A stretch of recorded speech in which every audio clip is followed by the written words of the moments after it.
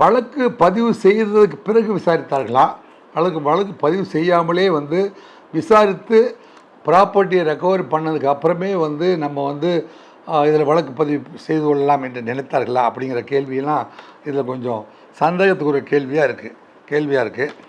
இதில் வந்து அந்த நிலைய அதிகாரி, காவல் நிலைய அதிகாரி, பொறுப்பு அதிகாரின்னு பேர், அவருடைய சரகத்தில் ஒரு குற்றம் நடந்து விட்டால் அது விசாரணைக்கு அவர் கீழே இருக்கிற கான்ஸ்டபிள்லாம் வந்து அதை விசாரித்து கொண்டிருக்கிறார்கள் என்றால் அதை சூப்பர்வைஸ் பண்ண வேண்டிய பொறுப்பு ஆட்டோமேட்டிக்காகவே வந்து அந்த சப் இன்ஸ்பெக்டருக்கும் அந்த இன்ஸ்பெக்டருக்கும் வந்துடுது.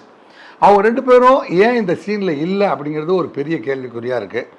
எதிர்கால காவல்துறைக்கு நம்ம என்ன அறிவுரை சொல்லணும் அப்படின்னா, இந்த மாதிரியான வழக்குகளை வந்து ஒரு சப் இன்ஸ்பெக்டர் அல்லது ஹெட் கான்ஸ்டபிள் 2 பேர் டீமில் இருக்கலாம், அல்லது அசிஸ்டன்ட் கான்ஸ்டபிளும் இருக்கலாம். ஆனால் அது வந்து ஹெட்டட் பை சப் இன்ஸ்பெக்டராக இருக்கணும்.